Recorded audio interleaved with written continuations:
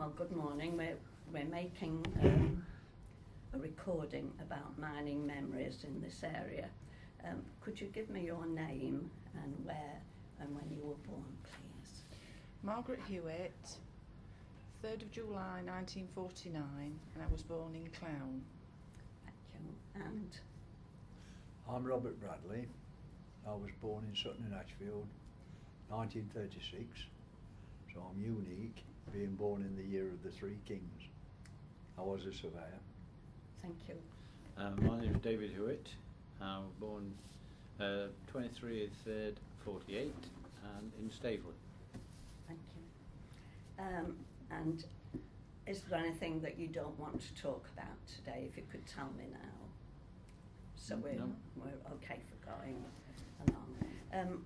Can you tell me, please, what your experience is in the mining industry as a whole?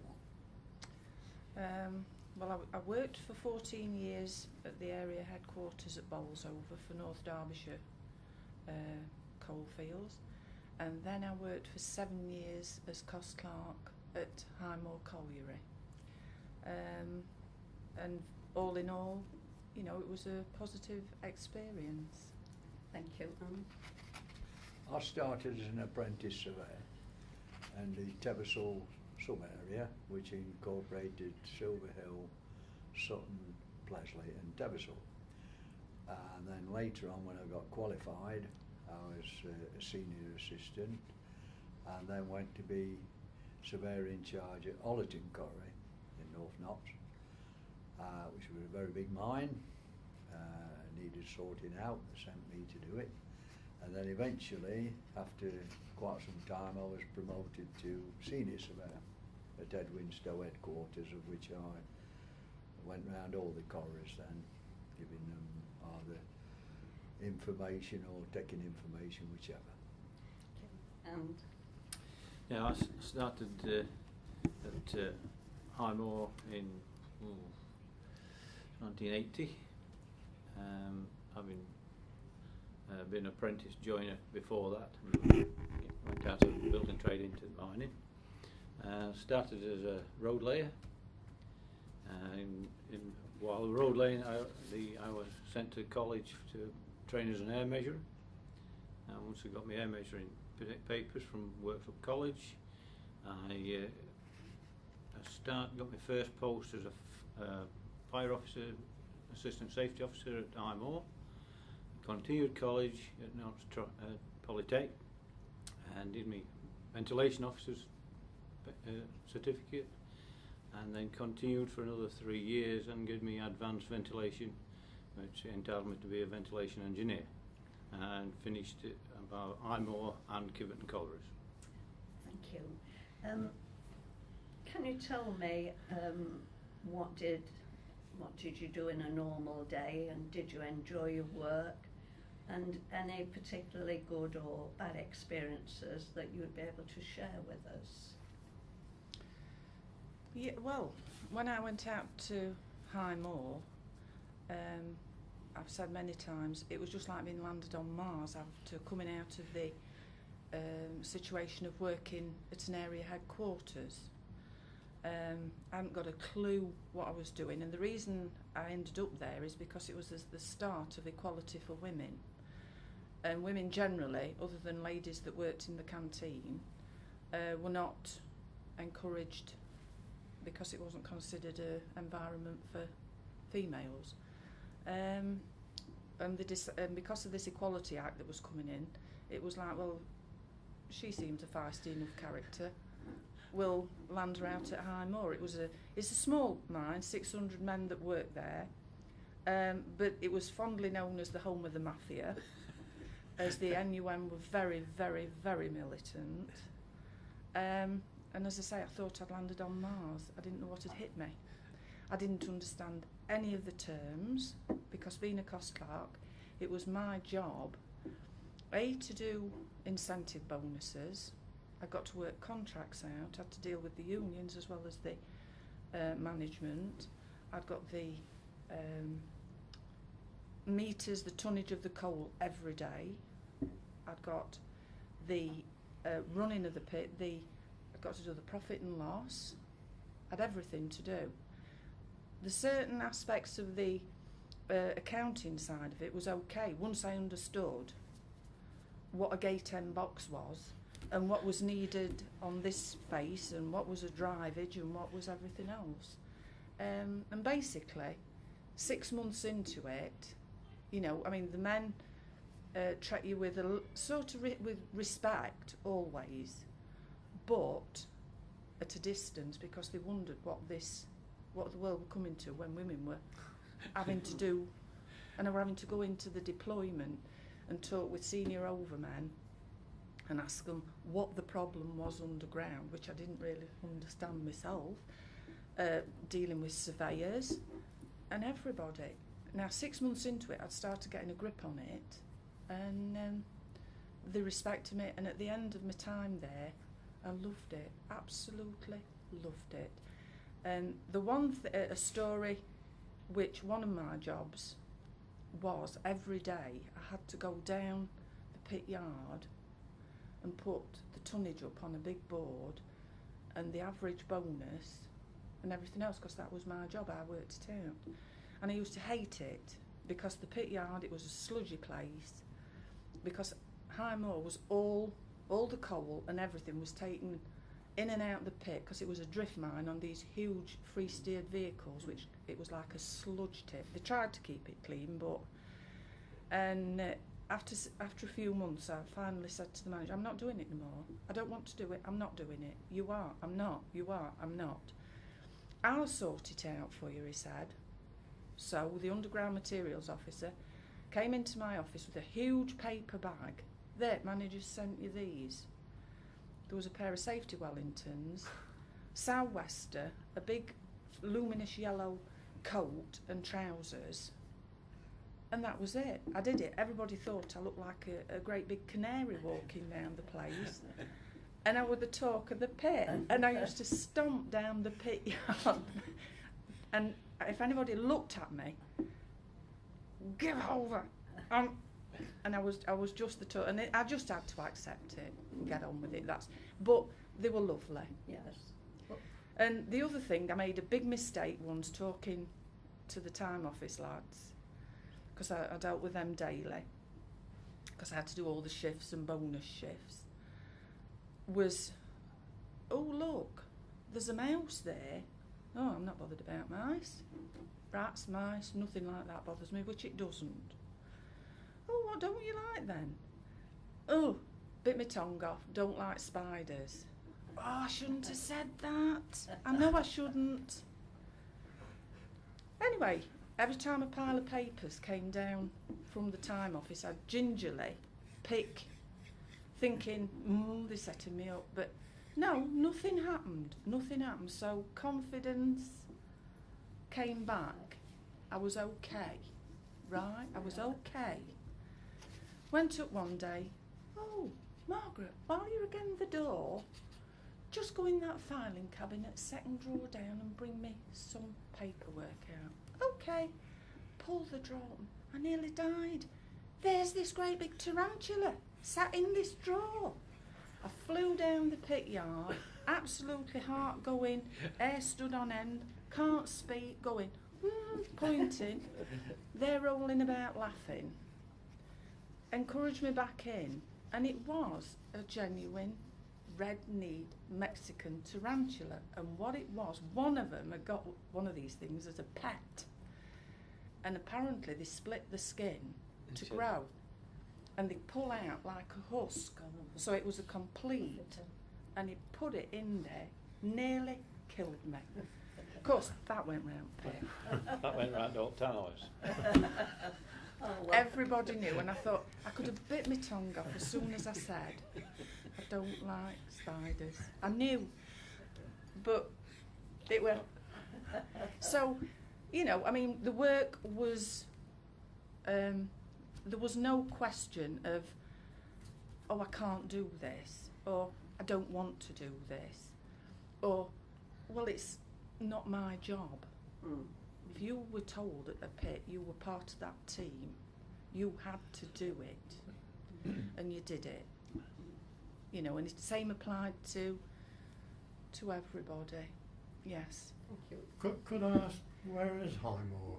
Highmore, it's on the borders of like Derbyshire and South That's it. Yorkshire. Yeah. It's Kilmarsh. Spinkill, Kilmarsh, Kilmarsh, that way. that way. Oh, Oh, yeah. I was thinking down Alpha. No, Highmore. It's Kilmarsh. Yeah. Yes. That way, I Spinkill. know what you mean. Yeah, yeah. Was your experience the same? Oh, when I left school, I was a trainee architect, as a matter of fact.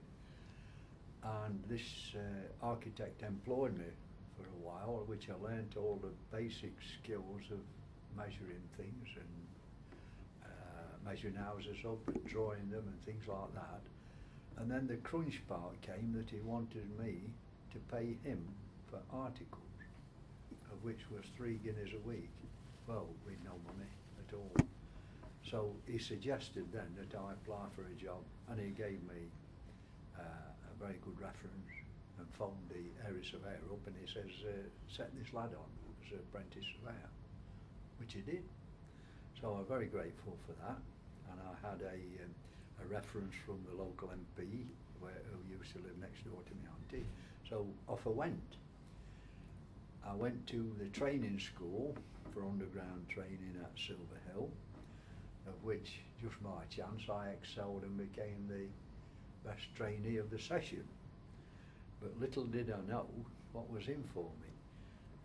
On the last day, I was given the task of taking the latrine tubs into the pit bottom, which was great, you know, a big chest out. I didn't fill the latrine tubs, by the way. It was usually these not so bright people who were given the task of doing so. Anyway, I did all the basic things like putting these tubs and clipping them onto a rope which moved along and dragged them down this gallery. As we got to the end of the gallery, I took the clips off and very properly did it and put these lockers in, as they call it, pieces of wood into the wheel to stop it going. But the weight of these tubs were gradually pushing along until I realised that they weren't going to stop. So as they went careering round this corner, these wooden pegs snapped just like carrots. They were so old and they were exactly worm-eaten, you might say, so they just snapped like carrots like that, and went speeding round this bend and into the pit bottom, which is only about 60-70 metres away. And in a ghast, I'm waving my light, and these men were working down here, and there's some squeezers, and there were some tubs on these squeezers holding back, and these men dived out of the way, you know, shouting and waving me out. Fortunately for me, the chief inspector, the instructor rather, he was by my side, saw that it wasn't my fault, fortunately, and these tubs, these others, they deflected, and all they did try, just went all over. God almighty, they did. I went to ground out it. Because if they catch me, they're going to strangle me. They said that smell was there for days. Anyway, I graduated out of there, and my first day was at. I had to go for I was given a clock as being the best trainee at Bentinck Welfare. Presentation, that's the word I was looking for. And then next day, and I think it was very close to April the 1st, very close, I turned up at Teversall sub-area office, and I should have been there the day before, they thought anyway, so I didn't get off to a very good start first day, because I didn't realise I'd gone to the presentation party, see. Anyway, once I explained that, they introduced me to all the surveyors, and those days the sub-area encompassed Silver Hill Colliery, Teversall Colliery, Pleasley Colliery and Sutton Colliery, but there were no surveyors' offices at those pits at that time. That came later as they graduated on. Each surveyor had his own little office, and would you believe they were building at the time new offices and medical centres. And the surveyors at two of the pits went into the medical centre as well, so you can imagine it was just a little room like this with white tiles on it, with god-awful places really. Anyway, I was told then that to look into the corner, And he says, what's that? And it was a corner fireplace with flames too. He says, it's a fire. Right, my lad, as long as that's up the chimney back when we come in the morning, you'll be all right. That told me I got me there 10 minutes before that. So, I hadn't dammed it down in the evening, you know, knock off time. So I carried on with this for a while, and the group surveyor, or the sub-area surveyor those days, used to have a newspaper, I think it was the Telegraph. And because it was in its infancy, you might say, the coal board at that time, it was only 5 years old, they had to read the paper to look into the public notices to see if there were any buildings that were proposed of a big nature because of the undermining. We were giving subsidence reports everywhere, and one day I couldn't get the fire going. So I put the newspaper up to the fire like you do, and whoosh, it went straight up the chimney, set the chimney on fire. So I got a good hiding for both things, and didn't see the paper, and I got people up the yard had to come down and put fireplace out. And the room was full of soot, as you can imagine, so I spent all day and part of the evening clearing the soot up with black like that. Oh, dear. So I didn't get a very good introduction. But apart from that, afterwards I was taught in all the aspects of surveying and thrown in the deep end, and it didn't do me any harm whatsoever. You learn quickly, your learning curve is practically vertical. And then eventually I was sent to, because I started at Christmas time, I missed a year at technical college because they don't start till September. I weren't able to go. So I was a year behind before we started. But eventually I got my surveyor certificate. And then, as I said earlier, I became an assistant and then a senior assistant. Fortunately for me, at the quarry I was at, Tavistock, the senior assistant left. And for my sins, I was left as the assistant, although I was only apprentice. Nobody was put over me, so I learnt every job that came through that door was partly mine, and it didn't do me any harm whatsoever. So when I went to be a surveyor at Hollerton Quarry, nothing bought me at all. I was quite into it, and I was always renowned for doing things yesterday, which I've always been proud of, because today's life I would not be able to work in it at all because of this so-called health and safety racket. I used to say, they said, you can't do that. I said, I'm sorry, I did it yesterday. You know, and grin and walk away. Apart from that, I enjoyed my career immensely. When I was promoted to area, I thought I was there for quite some time. Unfortunately, the industry was shrinking rapidly. I knew that I was training a younger chap. He was on my same shoulder blade. We were like Siamese twins as such, and I realised he was gaining knowledge of myself. I was picked out to be the top job, but unfortunately I'd fallen out somewhat with the Deputy Chief Mining Engineer, who was giving me a bit of aggro, and I answered back somewhat several times. The first question they asked me was, how do you get on with people? Generally well, but not him, and he'd reported me, so I was pushed by the wayside. I would have loved to have been area surveyor for a couple of years, and I've no doubt I would have enjoyed it immensely. But I enjoyed my life there, and I was very satisfied. Thank you.